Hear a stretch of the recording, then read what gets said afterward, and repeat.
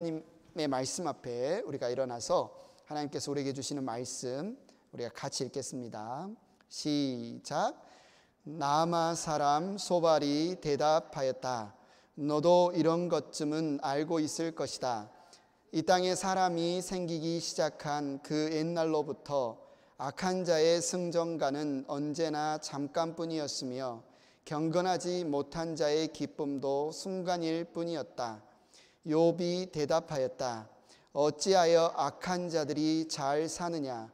어찌하여 그들이 늙도록 오래 살면서 번영을 누리느냐? 어찌하여 악한 자들이 자식을 낳고 자손을 보며 그 자손이 성장하는 것까지 본다는 말이냐? 아멘. 자리에 앉아주시기 바랍니다. 다들 감기 조심하시고요. 아침 저녁으로 따뜻한 물도 많이 마시고 그래서 건강하시면 좋겠습니다. 정말 이제 가을이구나, 또 겨울이 얼마 남지 않았구나, 그런 생각이 듭니다. 우리가 욥기 말씀을 묵상하고 있는데 오늘은 특별하게 여러분에게 제가 질문을 던지고 싶습니다. 여러분, 세상이 공평한 것 같아요? 여러분이 느끼는 세상은 어때요? 공평한 세상입니까? 아니면 불공평한 세상인가요? 공평해요? 불공평해요? 공평하다고 생각하면 나는 왜 공평하다고 생각하는지 설명할 수 있으세요? 불공평하다면 왜 그런지 설명할 수 있으십니까? 아주 오래전에 나왔던 영화 아마데우스라는 영화에 보면 천부적인 재능을 가진 모차르트와 왕궁 궁장의 악장이었던 살리에르 사이의 이 라이벌 관계, 경쟁 관계를 다룬 어떤 영화였는데요. 이 영화에서 이 살리에르는 왜 하나님이 이 모차르트와 같은 남봉꾼에게 삶이 그렇게 성실해 보이지도 않고 뭔가 그렇게 착해 보이지도 않는 남봉꾼 같은 모차르트에게 뛰어난 음악적인 재능을 주셨는가? 그리고 나는 정말 성실하게 사는데, 정말 열심히 음악을 하는데 나에게는 왜 그런 재능을 주지 않으셨는가? 이런 질문을 던지면서 하나님이 정말 공평하신가? 하나님이 정말 공평하신 분인가? 이렇게 질문을 하죠. 어쩌면 우리들도 인생을 살아가다 보면 남들은 그런 걱정 안 하는 것 같은, 뭔가 내가 부족할 때 아니면 인생에 어려움이 닥칠 때 우리가 그런 생각을 합니다. 종종 말도 해요. 하나님 참 이 세상 불공평해요. 이 세상 참 불공평해요. 어떤 사람에게는 재물도 주시고 건강도 주시고 게다가 똑똑하기까지 하고 예쁘고 잘생기고 너무 이 세상 불공평한 것 같아요. 그 중에서도 제일 부러우면서도 얄미운 사람 있죠. 어떤 사람이에요? 아무리 먹어도 살 안 찌는 사람. 나는 물만 먹어도 살이 찌는데 저 사람은 그냥 타고났어요. 아무리 먹어도 살이 안 쪄. 정말 많이 먹는데도 정말 얄밉고 부럽죠. 어쩌면 우리 해피 행복한 뉴스 친구들도 아마 그런 세상에 대한 어떤 불공평에 대해서 정말 느껴보셨을 수도 있어요. 살다가 보면 어떤 친구들은 되게 공부 열심히 안 하는 것 같은데 그냥 슬렁슬렁 놀면서 공부하는 것 같은데 보면 성적이 잘 나와요. 나는 정말 밤새고 막 꼬집고 막 졸면서 애써서 공부하는데도 공부하는 게 여전히 힘들고 성적도 잘 나오지 않고, 공평해 보여요? 불공평해 보여요? 세상 참 불공평하다, 이런 생각이 듭니다. 게다가 주변을 돌아보면 정말 문제없이 인생을 잘 사는 것 같은 사람들이 많아요. 그런데 그 중에서 알려진 악당들, 그죠? 정말 악하게 사는 사람들이 어쩜 그렇게 잘 사는지 이해가 되지 않습니다. 나쁜 짓을 일삼는 사람들이 오히려 남 속여먹고 거짓말하고 법을 어기는 사람들이 오히려 더 잘 먹고 잘 살고 또 건강하게 오래오래 사는 모습들을 보면 막 속이 상하면서 한편으로 막 그런 유혹들을 들어요. 나도 저렇게 살아야 되나? 나도 한번 저렇게 살아야 되나? 이런 유혹까지 받지요. 이렇게 불공평해 보이는 세상에서 우리가 어쩌면 살고 있는데 우리가 이 세상을 어떻게 살아가야 할까?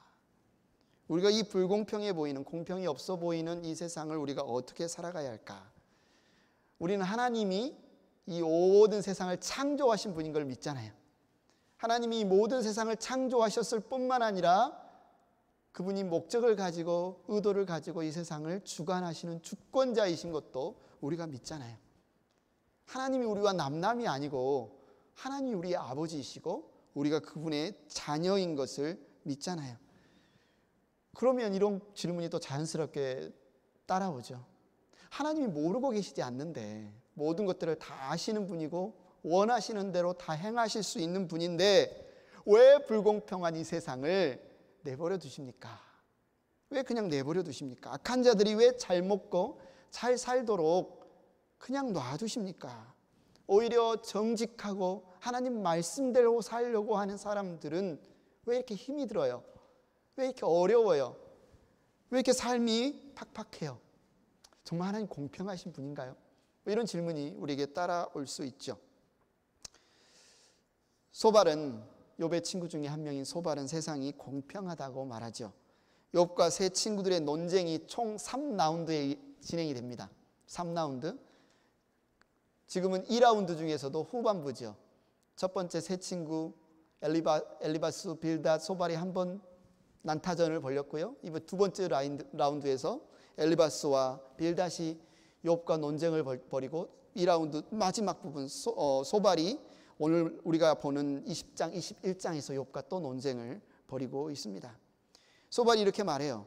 너도 이런 것쯤은 알고 있을 것이다. 이 땅에 사람이 생기기 시작한 그 옛날부터 악한 자의 승전가는 언제나 잠깐뿐이었으며 경건하지 못한 자의 기쁨도 순간일 뿐이었다. 소발이 무엇을 주장합니까? 이 세상은 공평하다는 거예요. 악한 자는 반드시 심판받게 돼 있다. 악한 자들은 반드시 벌을 받게 돼 있다. 지금은 잠깐 승리한 것처럼 그들이 보여도 그들은 반드시 벌을 받고 심판받게 돼 있다. 역사적으로 보면 어떤 부분에서 소발의 말이 많이 맞는 것 같아요. 역사적으로 아주 유명한 정복자들 있죠. 온 세계를 정복하는 데 유명한 역사적인 인물 누가 떠오릅니까? 진원이 누가 떠올라요? 알렉산더? 아니면 징기스칸? 나폴레옹? 진시황? 뭐 이런 사람들이 떠오르는데 이런 사람들이 당대에는 잠깐 승리한 것처럼 보였지만 뭐 잘 먹고 잘 사는 것처럼 보였지만 그들의 이유를 보면 정말 역사의 뒤안길로 쓸쓸히 다들 떠납니다. 악인들도 이들과 마찬가지로 지금은 잠깐 승리한 것처럼 보이지만 그들은 반드시 심판을 받게 된다. 소발이 지금 이야기를 하고 있죠. 우리가 어떤 면에서 그 이야기를 받아들일 수 있습니다. 많은 사람들이 인생이 피었다 지는 꽃과 같다. 아침에 있다 햇볕이 나면 없어지는 안개와 같다. 뭐 이런 것들을 느끼죠. 인생 무상을 느낍니다. 그래서 사람들은 사라지지 않는 뭔가 영원한 것을 갖고 싶어하고 영원한 것으로 자신을 보호하고 싶어합니다. 그러다 보니 돈을 막 많이 모으기도 하고 아니면 어떤 권세에 집착하기도 하고 명예에 집착하기도 하고 그런데 이런 것들이 영원할 것처럼 보이지만 알고 보면 또 금방 그것들이 사그라드는 것을 볼 수가 있어요. 모든 것들이 일시적이다라고 말하는 소발의 말이 일단 어떤 부분에서는 맞는 부분들이 있습니다. 소발은 악한 자들의 자녀에 대해서도 이야기하지요. 그 자녀들이 가난한 사람에게 용서를 구할 것이며 착취한 재물을 가난한 사람들에게 배상하게 될 것이다. 악한 자들의 자녀들, 악한 자들은 그 후대의 그 후손들이 어떤 인생을 살게 될 줄 아느냐? 그 아버지, 부모들이 가난한 사람들의 것을 착취해서 자신의 배를 불리고 배불리 먹었기 때문에 때가 되면 다 그것을 다시 토해내게 되고 배상하게 되고 가난한 사람들 앞에 나아가서 무릎 꿇고 용서를 빌 때가 올 것이다. 악한 자들은 반드시 뿌린 대로 거두게 될 것이다. 이 말을 소발의 말을 들으면 속이 시원합니다. 정말 그랬으면 좋겠어요. 그죠? 악한 자들 다 심판받았으면 좋겠고 악한 자들 정말 이 땅에서 잘 먹고 잘 살지 않았으면 좋겠다. 뭐 일단 우리가 원하는 그런 모습이긴 해요. 소발은 세상이 공평하기 때문에 악한 자들이 반드시 이렇게 될 거다라고 하면서 악한 자들의 인생을 하나의 그림처럼 프로세싱을 이렇게 쭉 보여주는데 욥기 20장 12절부터 15절에 쭉 이렇게 그들의 인생을 이렇게 보여줍니다. 그가 혀로 악을 맛보니 맛이 좋았다. 그래서 그는 악을 혀 밑에 놓고 그 달콤한 맛을 즐겼다. 악한 자들이 악을 행할 때 먹어보니 악을 행해보니 맛있어요. 좋아요. 즐거워요. 그러니까 그것을 삼켰어요. 14절에 그러나 그것이 뱃속으로 내려가서는 쓴맛으로 변해버렸다. 그것이 그 몸속에서 독사의 독이 되어버렸다. 입에서는 달콤하고 먹을 때는 정말 좋았는데 뱃속에 들어가니 써요. 독이 되었어요. 배가 아파요. 어떻게 됩니까? 15절에 그 악한 자는 꿀꺽 삼킨 재물을 다 토해냈다. 하나님은 이렇게 그 재물을 그 악한 자 입에서 꺼내어서 빼앗긴 사람들에게 되돌려 주신다. 지금 소발이 하는 이야기는 하나님은 공평하시고 이 세상은 공평하기 때문에 악한 자들이 아무리 악을 즐겁게 행하고 자신들이 그걸 만족스럽다 할지라도 반드시 심판을 받는다. 자신들이 삼킨 그 모든 재물을 다 토해낼 때가 온다. 이 땅에 일어나는 모든 일의 응보에는 인과가 있다. 악을 뿌렸으면 악을 거두게 된다. 인과응보의 신학을 가지고 이 세상에 그 일들이 행할 것이다. 이렇게 말하고 있죠. 그러면서 지금 소발은 욥에게 뭐라고 이야기합니까? 욥, 너에게 일어난 이런 고난들은, 너에게 일어난 이런 고통들은 그래서 원인이 있는 거다. 그 원인은 네가 악하다는 증거다. 네가 악을 행하였기 때문에, 네가 악한 사람이기 때문에 네가 잠깐은 성공한 사람처럼 보였지만 하나님이 너의 영화로운 때를 지나가게 하셨고 하나님이 악한 네가 착취했던 모든 것들을 토해내게 하셨고 이제 그들 앞에 엎드리게 하셨고 고통당하게 하시는 거다. 하나님은 절대로 악인들이 평안을 누리도록 내버려 두시는 분이 아니다. 이렇게 이야기를 하고 있습니다. 소발이 보는 이 세상은 너무나 심플해 보여요. 자명해 보여. 악을 행하면 벌을 받고 선을 행하면 복을 받고 이 모든 논리로 그는 이야기합니다. 세상은 공평해서 의인들은 잘 되고 악인들은 벌을 받는다. 네가 하나님의 샬롬을 누리지 못하는 이유는 네가 악한 일을 행하였기 때문이다. 말은 참 시원하고 말은 참 명확해 보이나 그러나 그가 지금 욥에게 하는 말은 우리가 욥기를 계속 살펴보면서 반복해서 하는 말이지만 시의 적절한 말이 아니다는 거죠. 지금 소발이 욥에게 하는 말은 절대로 시의 적절한 말이 아니다. 자, 한번 생각해 보세요. 어떤 여자분이 운전을 하고 갑니다. 운전하다가 실수로 교통사고를 냈어요. 상대방 차를 받았어요. 그런데 상대방 피해 운전자가 되게 좋은 사람이에요. 안 다쳤다고, 나 괜찮다고, 당신은 괜찮냐고 물어봐줘요. 그래도 좀 괜찮죠. 남편이 급히 달려왔어요. 전화를 받고 남편이 급히 달려와서 아내에게 질문을 합니다. 자, 1번과 2번 질문이 있습니다. 제가 여러분에게 1번과 2번 답을 줬는데 어떤 말이 아내에게 시의적절한 말이 될까? 1번, 놀라서 소리치며 아니 조심해서 운전해야지 큰일 날 뻔했잖아. 1번입니다. 1번 손 한번 들어봐요. 2번, 손을 잡아주며 괜찮아. 어디 다친 데는 없어. 많이 놀랐지. 여러분 몇 번? 눈치를 많이 보시고 계시는데 1번이 틀렸나요? 1번 말이 틀렸어요. 운전할 때 조심해야죠. 그죠? 운전할 때 조심해야죠. 사고 나지 않도록 조심해야죠. 그런데 지금 사고 나서 굉장히 많이 놀라서 정말 당황하고 있는 아내에게 와서 지금 할 소리는 아니죠. 이게 옳은 말이라고 하더라도 지금 이것이 남편이 아내에게 이 상황에서 할 말이 아니고 아내가 듣기를 원하는 말도 아니고 그 말을 들었다고 해서 앞으로 내가 운전 조심해서 안전운전해야지 이렇게 도움을 받을 만한 상황도 아니죠. 문자적으로는 옳을지라도 이게 정말 시의적절한 말이 아니라는 겁니다. 소발의 말 역시 문자 그대로는 어떤 면에서 일반적인 교훈, 옳은 말이 있어요. 그러나 지금 욥에게는 시의적절한 말도 아니었고 욥에게 해당되는 말도 아니었고 욥에게 위로가 되는 말도 아니었고 욥에게 도움이 되는 말도 아니었어요. 소발의 말을 다 듣고 욥은 친구들을 향해서 말하죠. 우리 다 같이 어쩌면 우리 곁에서 고통을 겪고 있는 사람들이 우리에게 하는 진심 어린 말이 아닌가 생각하고 우리가 어쩌면 고난을 겪을 때 우리 주변에 하고 싶은 말이 아닌가 생각합니다. 우리가 한번 읽어볼까요? 자, 다 같이 한번 읽어보겠습니다. 21장 2절 시작. 너희는 내 말을 건성으로 듣지 말아라. 너희가 나를 위로할 생각이면 내가 하는 말에 귀를 기울여라. 그것이 내게는 유일한 위로이다. 너희는 내 말을 건성으로 듣지 말아라. 너희가 나를 위로할 생각이면 내가 하는 말에 귀를 기울여라. 그것이 내게는 유일한 위로이다. 나는 친구들이 너희가 나를 내 말을 좀 경청해 줬으면 좋겠어.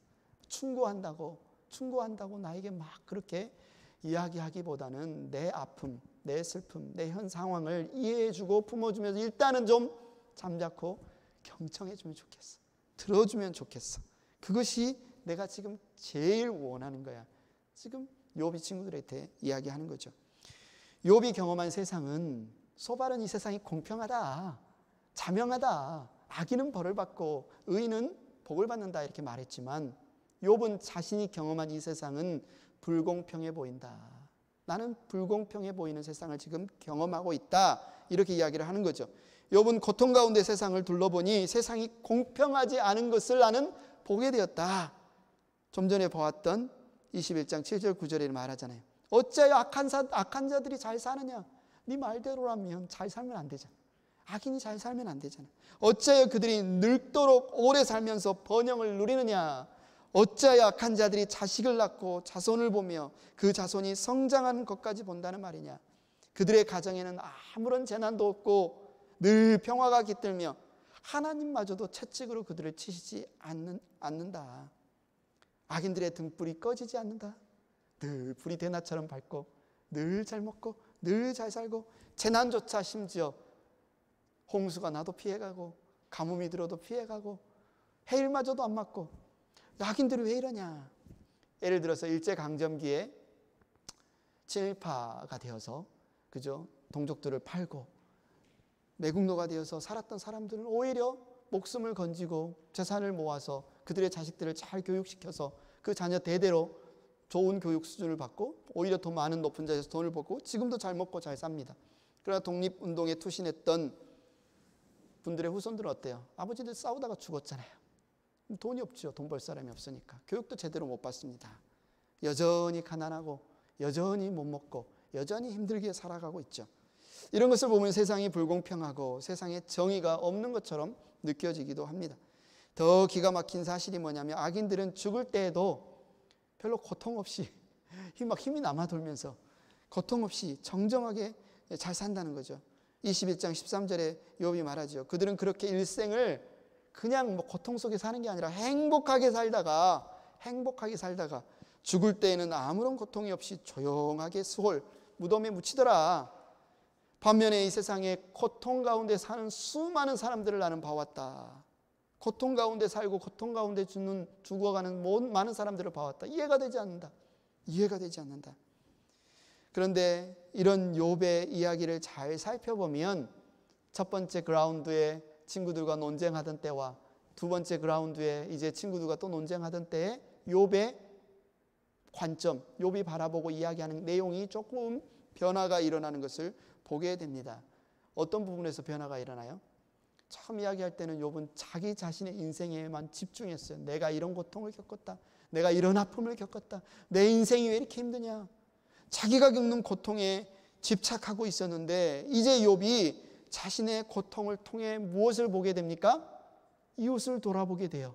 이웃을, 세상을 보게 됩니다. 아, 이 세상이 공평하지 않구나.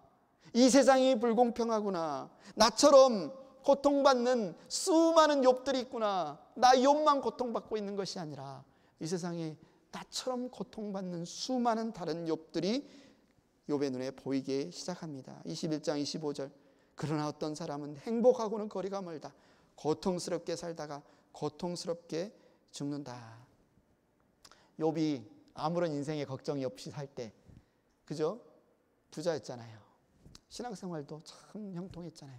아무런 문제 없이 평안하게 살 때는 생각하지도 못했고 보지도 못했고 마음 아파하지도 않았던 주제입니다. 오히려 자기 친구들처럼 누군가가 고난을 당하면 그럴만하니까 그러겠지. 야, 뭔가 잘못했으니까 벌 받는 거겠지. 막 이렇게 생각했을 수도 있어요. 욥 자신도. 지난주에 그랬잖아요. 나도 너희들과 같았다 이야기하잖아요.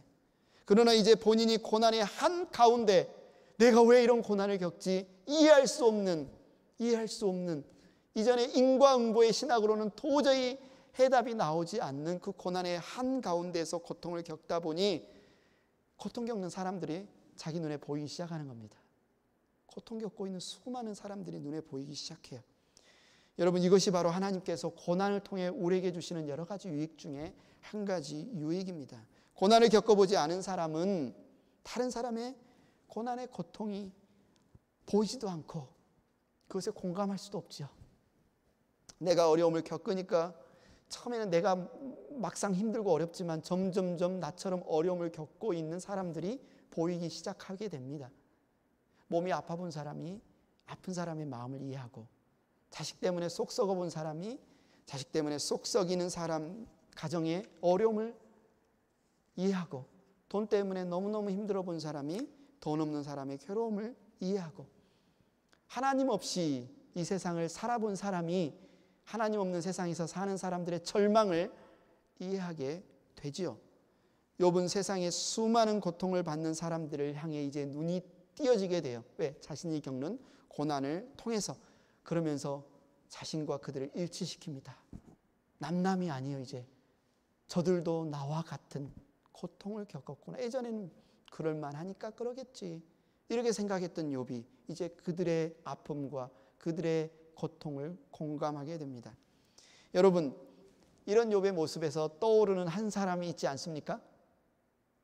다른 사람의 고통을 자신의 고통으로 여기는 한 분, 누구죠? 우리 주님 예수 그리스도. 세상의 고통과 자신의 고통을 일치시키는 욥의 모습에서 자신의 고통이 아닌데도, 자신의 죄가 아닌데도, 자신의 아픔이 아닌데도, 자신의 허물이 아닌데도 자기가 온통 온 모든 사람의 고통과 저주와 죄와 허물을 짊어지셨던 한 분, 우리 주 예수 그리스도의 모습이 보입니다. 이것이 바로 우리가 욥기를 같이 묵상하고 나누면서 우리가 한번 늘 머릿속에서 주목하며 봐야 할 주제 중에 하나죠. 욥의 모습, 고난받는 욥의 모습에서 우리를 위해 고통받으시는 예수님의 모습을 볼 수 있어야 된다는 거죠. 욥과 같이 다른 이들의 고통이 내 고통으로 여겨지지 않고 다가오지 않는 사람, 이 세상의 아픔을 내 아픔으로 여기고 느끼지 못하는 사람은 그래서 어쩌면 예수님의 그 고통을 모를 수도 있어요. 다른 사람의 고통이 내 고통으로 여겨져야, 다른 사람의 아픔이 내 아픔으로 여겨져야 그것을 내 아픔으로, 내 고통으로 짊어지신 예수님의 마음을 이해할 수 있다는 거죠. 이것이 바로 고난을 겪는, 고난이 우리에게 주는 유익이라고 할 수가 있습니다. 공평함이 없는 세상, 우리는 이제 어떻게 살아야 할까요? 공평함이 없어 보이는 이 세상, 우리는 어떻게 살아가야 할까요? 우리가 계속 욥기를 매일 묵상하고 주일날도 이렇게 말씀을 나누는데 그 말이 그 말 같아, 그죠? 몇 주 나누다 보니 야, 또 엘리바스는 이런 말을 하고 빌닷은 이런 말을 하고 소바는 또 이런 말을 하고, 그 말이 그 말 같은데 왜 성경에는 그 말이 그 말 같은 이 논쟁을 그렇게 길게 성령 하나님께서 감동으로 왜 욥기라는 성경을 기록해 넣으셨을까요? 하나님이 한가하셔서 쓸모없이, 목적 없이, 의도 없이, 의미 없이 일하시는 분이 아니잖아요. 욥기를 이렇게 길게 3라운드에 걸쳐서 욥과 그의 친구들의 논쟁을 이렇게 반복해서 성경에 기록해 놓으셨다면 그렇게 하신 하나님의 목적이 있을 텐데, 하나님은 우리에게 무엇을 가르치시기 위해서, 무슨 말씀을 하시기 위해서 이렇게 길게 서로 논박하고 논쟁하는 이 이야기를 기록한 성경 욥기를 우리에게 주셨을까? 우리가 한번 생각해 볼 만하죠. 여러 가지 이유가 있을 수도 있겠지만 그 중에 하나, 오늘 우리 눈에 들어오는 것은 뭡니까? 욥이 변하고 있다는 거죠. 욥이 처음에 좀 전에 살펴본 것처럼 처음에는 자기 자신의 고통밖에 보지 못했던 욥이지만 그 친구들은 어때요? 1라운드에도 2라운드에도 이제 앞으로 보게 될 3라운드에도 변함이 없어요. 오히려 더 거칠어지고 오히려 더 자기의 논리와 자기의 생각에 갇혀서 친구 욥을 괴롭히지만 전혀 변화가 없지만 욥은 변화되고 있습니다. 고난의 의미를 깨달아가고 있어요. 자신이 왜 이런 고난을 겪고 있는지 그 의미를 모르겠다, 너무 고통스럽다, 내가 왜 태어난지 모르겠다, 이렇게 고통스러워하던 욥이 이제 눈을 들어 나뿐만이 아니구나, 이 세상이 그렇구나, 이 세상에 이런 고통, 불공평함이 있구나, 고통을 겪는 다른 사람들을 보게 되죠. 여러분, 우리가 살다 보면 죽고 싶을 만큼 힘들 때가 있습니다. 너무너무 힘들어하는 사람들 옆에서 보면 우리가 속으로 그런 생각을 해요. 배고파서 먹을 게 없어서 그러나, 몸이 너무 아파서 그러나, 돈이 없어서 힘들어서 그러나, 인간관계가 너무 어려워서 그러나, 그래서 막 이렇게 마음속에 긍휼한 마음, 돕고 싶은 마음이 생기면 뭐예요? 좀 먹을 것도 가져다 주고, 그죠? 몸 아프다고 그러면 좀 돌봐주기도 하고, 또 재정적으로 물질적으로 좀 도와주기도 하고. 그런데 여러분, 사람이 살기 위해서는 그런 겉으로 보이는 필요, 뒤편에 있는 근본적인 필요가 채워져야 돼요. 그냥 사람들이 먹고 마시고 잠잘 곳 있는 것만으로 사람들이 살아가지 못합니다. 사람들은 그냥 의식주만 채워졌다고 살 수 있는 존재가 아니에요. 그래서 죽고 싶을 만큼 힘든 사람들에게 진짜 필요한 거는 당연히 먹을 거, 입을 거 이런 거 도와줘야 되지만, 그 뒤편에 있는 필요, 내가 왜 살아야 되느냐, 삶의 의미를 알려줘야 되죠. 삶의 의미를 갖지 못한 사람들은 인생을 살기가 힘들어요. 사람들은 밥만 먹고 사는 사람들이 아니라 삶의 의미를 먹고 내가 왜 살아야 되는지를 알아야 살 수 있는 사람이죠. 오늘을 지내는 삶의 의미를 아는 사람은 오늘이 아무리 힘들고 고통스러워도 견뎌낼 수 있어요. 아무리 힘들고 고통스러워도. 왜? 이 의미가 있기 때문에. 하나님이 나에게 주신 목적이 있기 때문에. 그러나 똑같은 어려움, 고난이라도 그것의 의미를 모르는 사람은 그 시간을 견뎌내기가 힘듭니다. 여러분, 도스토옙스키 아시죠? 러시아의 죄와 벌이라는 유명한 작품의 작가인 도스토옙스키가 황제를 반역하는 모임에 참여했다가 사전에 발각이 됐어요. 잡혀갔습니다. 사형대 위에 섰어요. 이제 그들을 죽이기 위해 묶어놓고 총을 들어서 이제 그 사형을 집행하려는 찰나에 황제의 명령이 탁 도착합니다. 사형 중지! 예, 처형이 중지되고 대신에 시베리아 옴스크라는 감옥, 그곳으로 유형을 보내는 형으로 형이 바뀝니다. 그가 죽지 않고 시베리아 옴스크 감옥에서 경험한 그의 유배 생활을 기록한 책이 죽음의 집의 기록이라는 책이에요.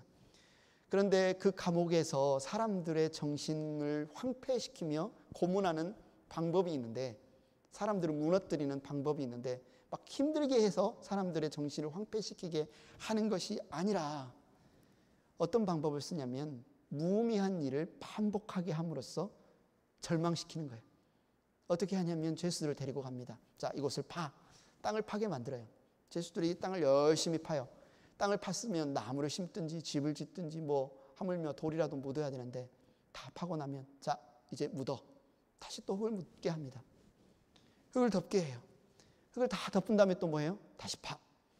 그 일을 계속 반복하는 거예요. 쓸모없는 일을, 무의미한 일을.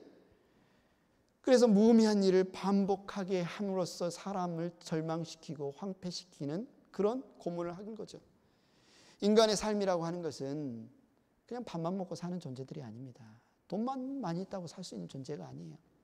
인간은 의미를 먹고 사는 존재고 의미를 알아야 살아갈 수 있는데, 그 의미라고 하는 것은 자기만을 위해 살 때는 의미 있는 삶을 살기가 어려워요.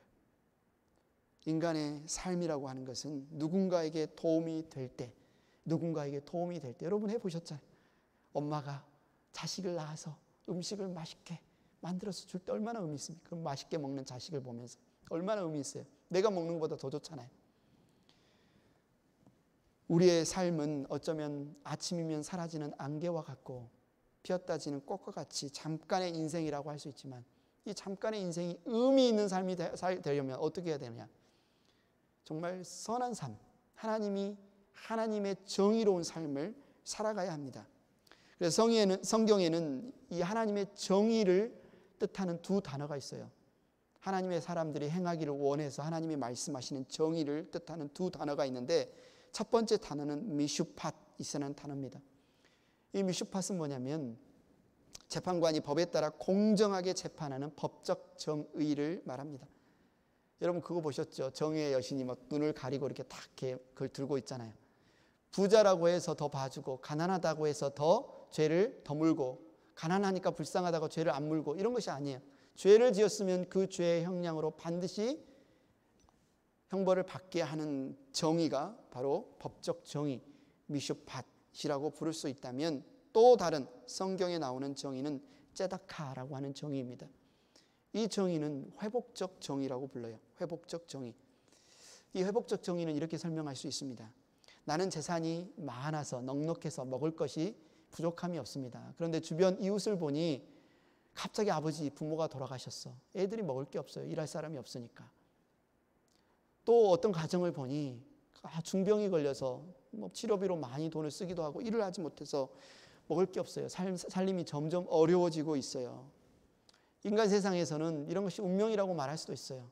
인생이, 내 팔자가 왜 이러냐 이렇게 볼 수도 있지만, 하나님의 나라에서는 하나님은 하나님의 백성들에게 무엇을 기대하시냐면, 나가 잘 먹고 걱정 없으니까 그냥 나는 잘 먹고 잘 사는데 그치는 것이 아니라, 그런 이웃들에게, 고통당하는 그 이웃들에게도 먹을 것을 나누어줘서 그들도 굶주리지 않고 그들도 안심하고 평안하게 살 수 있기를 바라는 정의, 이게 하나님이 말씀하시는 째다카, 회복적 정의라는 거죠. 좀 더 가진 사람이 있다면 덜 가진 사람들을 나누어서 그들을 도와서 회복시키는 정의. 욥은 자신이 겪는 고난을 통해서 이 세상, 이 불공평해 보이는 이 세상에 이 회복적인 정의를 행하면서 살아야 할 필요를 보게 됩니다. 욥은 자신의 고통을 통해서 바로 공평함이 없는 세상, 이전에는 참 안 됐다, 그냥 있는 대로 조금 도와주고 그냥 그 사람들은 그 사람들의 인생, 운명이라고 생각하고 나는 나의 인생이라고 줄을 그었을지 모르지만, 이제는 자신이 친히 자식도 잃어보고 재산도 잃어보고 몸에 중병도 걸려보고 친구에게 모함도 당해보니 그 고통당하는 사람들의 고통이 내 고통인 것으로 일치되어지고 여겨지고, 그러면서 이제는 실제로 회복적 정의, 이 째다카가 얼마나 나에게 그리고 이 세상에 필요한지를 절감하게 되는 거죠. 이렇게 나의 아픔을 통해서 다른 사람들의 아픔을 껴안을 수 있는 것, 이 상태를 보고 우리가 뭐라고 하냐면 참 믿음이 커졌다, 믿음이 자랐다, 이렇게 볼 수 있는 겁니다. 주여 주여만 한다고 해서 믿음이 자란 것이 아니라, 내가 겪는 이 아픔을 통해서 고통당하는 사람들의 아픔이 내 아픔처럼 여겨지는 그 자리에 서는 것.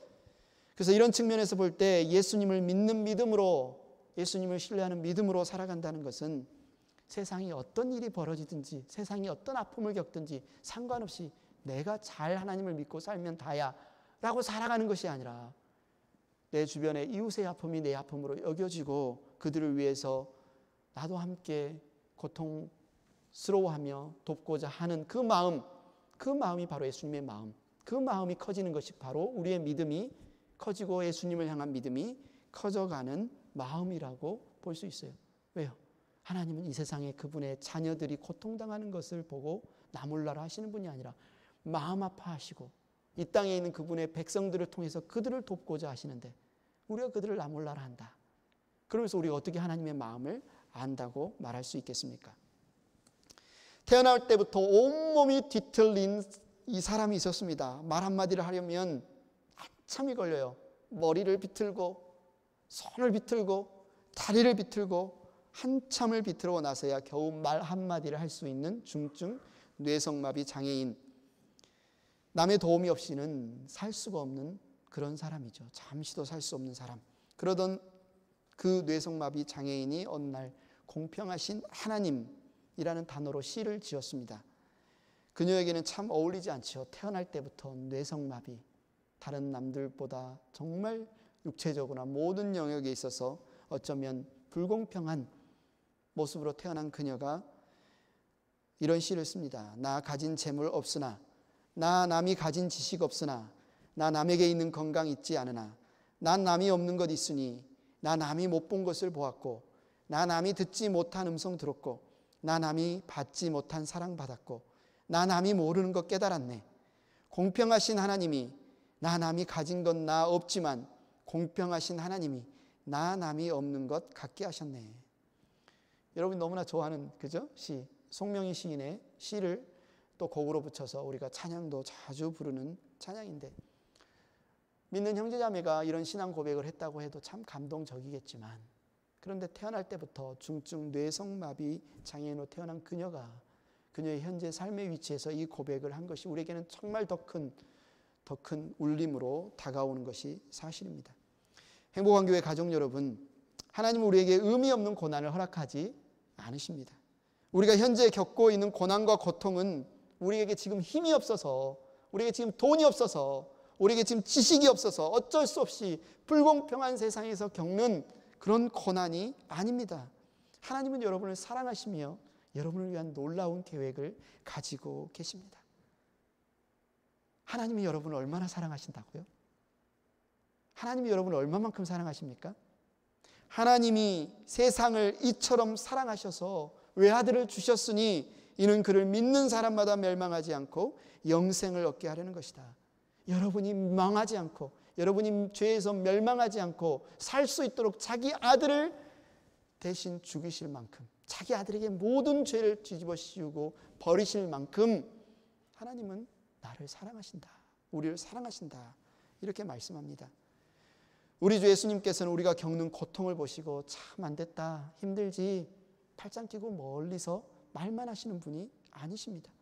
우리가 받아야 할 모든 죄의 형벌과 저주를 온몸에 짊어지고 십자가 위에서 하나님의 모든 진노 아래서 버림받으신 분이 바로 우리 주 예수 그리스도이십니다.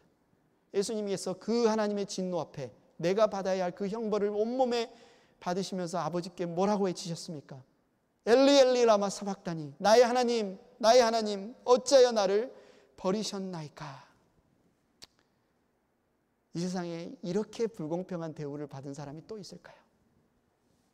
이 세상에 불공평하다고 외칠 수 있는 자격이 있다면 아마 예수님밖에 없을 겁니다. 자신이 짓지 않은 죄로, 자신이 짓지 않은 죄로 모든 형벌을 친히 아버지께 받으신 그분, 하나님은 그 아들의 나의 하나님, 나의 하나님, 어찌하여 나를 버리셨나이까, 그 외침을 무시하시고 그분의 사랑의 두 눈을 우리에게 고정하셨습니다. 내가 이들을 살려야 되니 너는 그곳에서 그들의 죄를 지고 죽기를 원한다. 하나님 아버지의 아들을 향한 그 불공평이 하나님을 믿는 사람들은 누구나 멸망하지 않고 생명을 얻을 수 있는 공평으로 우리에게 다가왔습니다.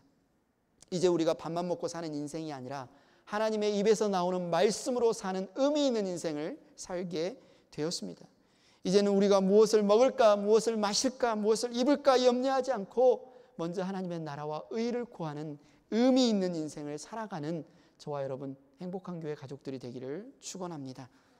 이 시간 함께 이 찬양, 우리 아버지의 마음을 담아서 아버지 당신의 마음이 있는 곳에 나의 마음이 있기를 원해요. 아버지 당신의 눈물이 고인 곳에 나의 눈물이 고이기를 원해요. 아버지 당신이 바라보는 영혼에게 나의 두 눈이 향하기를 원해요. 아버지 당신이 울고 있는 어두운 땅에 나의 두 발이 향하기를 원해요. 이 아버지의 마음을 생각하면서 우리 찬양으로 함께 고백하겠습니다.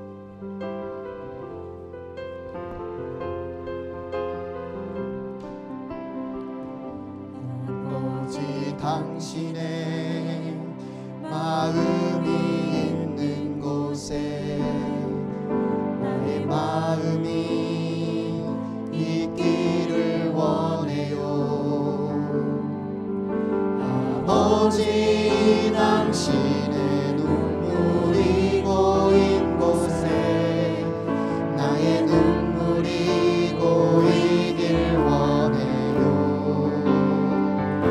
아버지 당신이 바라보는 영혼에게 나의 두 눈이 향하길 원해요.